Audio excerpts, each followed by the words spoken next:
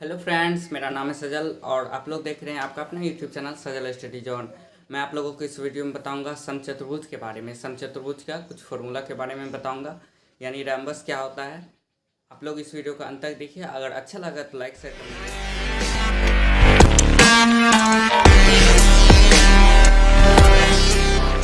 दोस्तों शुरुआत करते हैं। समचतुर्भुज का ये डायग्राम हो गया जो कि वर्ड की तरह है, ठीक है। सम मतलब बराबर, सम का अर्थ जो होता है, सम का अर्थ हो गया बराबर, और चतुर्भुज मतलब जिसकी चार भुजा हो, यानी कि बराबर भुजा वाला जो होता है वह समचतुर्भुज है। आप लोगों को पता है वर्ग जो होता है, वर्ग वर्ग पे भी मैंने वीडियो बनाया था, देख लीजिएगा। वर्ग जो होता है, वर्ग भी एक समचतुर्भुज है। समचतुर्भुज का मतलब ये होता है चारों भुजा बराबर। तो वर्ग भी आप लोगों का क्या, वर्ग में भी क्या होता है, चारों भुजा बराबर होती है, इसलिए वर्ग भी क्या है, एक समचतुर्भुज है। समचतुर्भुज इसका नाम दे देते हैं। चारों कोण जो होता है ए बी सी डी, इसमें भी दो विकर्ण होते हैं।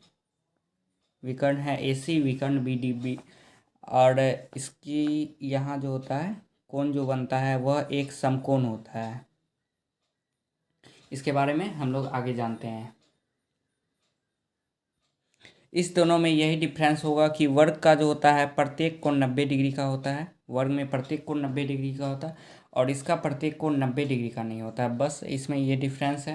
हालांकि इसके चारों कोणों का योग जो होता है वह ये 360 डिग्री होता है। जैसे कोण ए प्लस इसका जो होता है कोण ए प्लस कोण बी प्लस कोण सी प्लस कोण डी इक्वल टू हो जाएगा।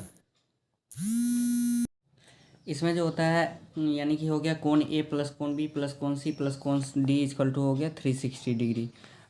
वर्ग में भी जो होता है ए बी सी डी जैसे है, तो कोण ए प्लस कोण बी प्लस कोण सी प्लस कोण डी इक्वल टू हो गया 360 डिग्री होता है, ठीक है।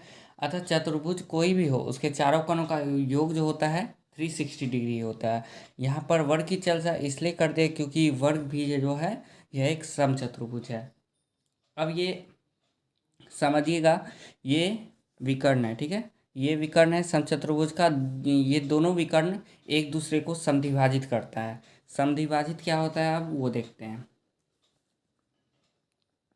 एक दूसरे को समद्विभाजित करता है। विकर्ण जो होता है समचतुर्भुज एक दूसरे को समद्विभाजित करता है।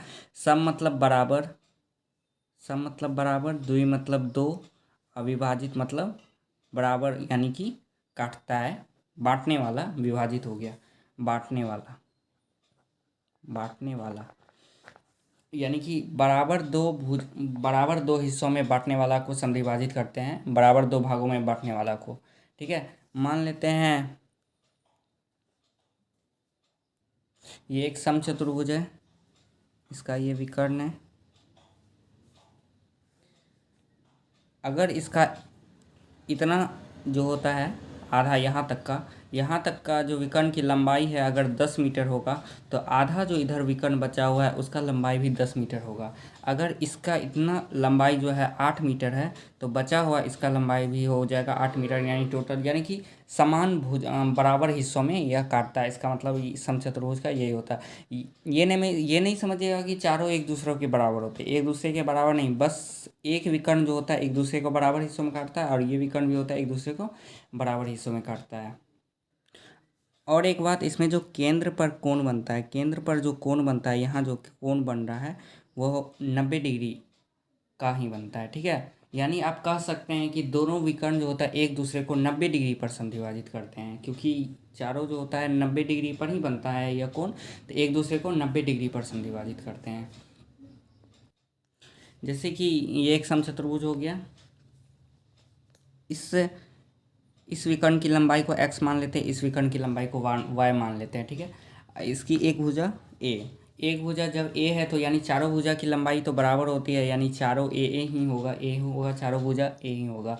तो इसका क्षेत्रफल क्या हो जाएगा, क्षेत्रफल हो जाता है 1/2 × x × y, यानी कि 1/2 × पहला विकर्ण गुना दूसरा विकर्ण, या इसी को पहला मानिए इसी को दूसरा, यानी कि 1/2 इंटू विकर्णों का गुणनफल, इसका फॉर्मूला हो गया। क्षेत्रफल का फॉर्मूला ये हो गया।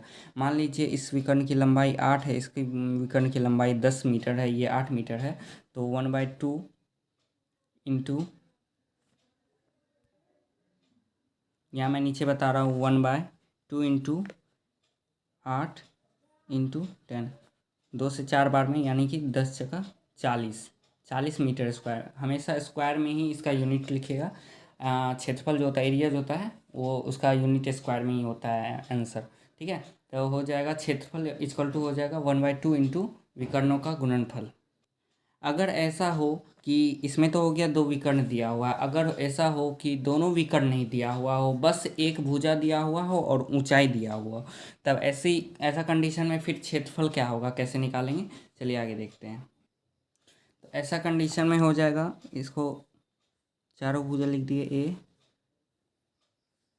इस विकर्ण की लंबाई है, इस विकर्ण की लंबाई है, दोनों मान लीजिए नहीं दिया अगर रहे, तो ये जो ऊंचाई है एच, ठीक है, सिर्फ समलंब चतुर्भुज को छोड़ के, समलंब चतुर्भुज जो होता है जिसके आमने सामने की एक भुजा जो होता है आमने सामने के एक दूसरे समांतर होती है, और एक इधर जो आमने सामने की भुजा होता है वो समांतर नहीं होती है, यानी कि सिर्फ समलंब चतुर्भुज को छोड़ के जितने भी चतुर्भुज होते हैं उन सब के लिए एक फॉर्मूला होता है, वो है आधार इंटू ऊंचाई। सिर्फ समलंब चतुर्भुज में ये नहीं लागू, और बाकी जितना भी चतुर्भुज है उसके लिए एक फॉर्मूला होता है, क्षेत्रफल इक्वल टू होता है आधार इंटू ऊंचाई। ठीक है, तो इस फॉर्मूला से जो होता है इसका भी निकल जाएगा। ठीक है, चाहे वो कोई भी चतुर्भुज हो, यानी कि हो जाएगा, मान लीजिए ये ए है, इसकी लंबाई ए है, ये इसकी लंबाई एच है, तो क्षेत्रफल इक्वल टू हो जाएगा ए इंटू एच। अब कहेंगे ऐसा कैसे, मान लीजिए वर्ग पे ही सेट करके देखते हैं, वर्ग पे देखते हैं, आयत पे देखते हैं सेट करके। ठीक है, इस फॉर्मूला को, ये एक वर्ग है, चारों भुजा की लंबाई वर्ग की भी बराबर होती है, इस पे एक परपेंडिकुलर लंब डालते हैं एच। अब इसका क्षेत्रफल क्या होगा, क्षेत्रफल हो जाएगा इसका आधार इंटू ऊंचाई, एक गुना, अच्छा नहीं, एच जो है ये तो इसके ही बराबर है ना, तो यानी कि हो जाएगा ए, यानी कि ऊंचाई जो है यही होगा आधार इंटू ऊंचाई ए, क्योंकि इस दोनों की लंबाई बराबर है, यानी ए इंटू ए स्क्वायर, और वर्ग का क्षेत्रफल भी होता है हमारा क्या होता है, भुजा स्क्वायर। ठीक है, अब हम लोग अगर आयत लेते हैं, आयत, इसकी लंबाई एल है, इसकी लंबाई मान लीजिए एच है, तो आधार इंटू ऊंचाई, क्षेत्रफल इक्वल टू हो जाएगा आधार इंटू ऊंचाई एल इंटू एच। तो इसका भी आयत का क्षेत्रफल होता है लंबाई गुना चौड़ाई, इस फॉर्मूला से आधार इंटू ऊंचाई से इसका आयत का भी निकल गया। तो इस समलंब चतुर्भुज को छोड़ के यह फॉर्मूला सभी चतुर्भुज में काम करता है। अब देखते हैं इसका परिमाप कैसे निकालेंगे, परिमाप के बारे में जानते हैं। अब इसका परिमाप क्या हो जाएगा, परिमाप क्या होगा, ये चारों साइड को जोड़ेंगे। अब तो वर्ग के बारे में जान ही रहे होंगे, बस वही है, वर्ग में जो होता है, वर्ग का परिमाप जो होता है चारों भुजाओं का योग, यानी 4a इसको कह सकते हैं, इसका परिमाप हो जाएगा 4a। परिमाप इक्वल टू कर देंगे 4 गुना एक भुजा, यानी कि 4a हो जाएगा, या चारों भुजाओं का योग, क्योंकि वर्ग एक समांतर समचतुर्भुज है, समचतुर्भुज ये, इसके लिए इसका परिमाप हो जाएगा 4a। अगर विकर्ण पता हो और भुजा ना हो तो परिमाप कैसे निकालेंगे, परिमाप तो ऐसे निकल गया 4a। अगर विकर्ण पता हो और भुजा दिया ना हो तब परिमाप कैसे निकालेंगे, तो देखते हैं। तो चलिए देखते हैं कैसे निकालेंगे। चूँकि यह इस भुजा की लंबाई मान लेते हैं x था, तो इसको हाफ दोनों बराबर हिस्सों में चूँकि बांटेंगे, तो यानी कि हो जाएगा ये x/2, ये x/2। अब y, इसको पूरा लंबाई इसका y था तो y/2, और ये भी हो जाएगा y/2। ठीक है, तो अगर विकर्ण पता है और भुजा नहीं दिया हुआ है, भुजा मान लीजिए ये नहीं दिया हुआ है, तो परिमाप कैसे निकालेंगे। तो हम लोग जानते हैं 90 डिग्री का जो होता है सामने का भुजा जो होता है वो क्या होता है, कर्ण है। हम लोग पढ़ चुके हैं पाइथागोरस से कि कर्ण स्क्वायर इक्वल टू लंब स्क्वायर प्लस आधार स्क्वायर। तो और 90 डिग्री के सामने का भुजा क्या होता है, कर्ण होता है, और थीटा के सामने का भुजा जो होता है ये 90 डिग्री के सामने का भुजा ये कर्ण है, हाइपोटेनस है। और ये थीटा है, अगर थीटा यहाँ है तो थीटा के सामने का भुजा यहाँ लंब हो जाता है और ये आधार हो जाता है। और चूँकि हम लोग अभी पढ़ चुके हैं पहले कि यहाँ केंद्र पर जो होता है 90 डिग्री का कोण बनता है। 90 डिग्री पर ये एक दूसरे को समद्विभाजित करते हैं, तो केंद्र पर जो होता है 90 डिग्री का कोण बनता है, इसलिए 90 डिग्री के सामने का भुजा यानी ये जो है चारों ये जो है कर्ण हो गया।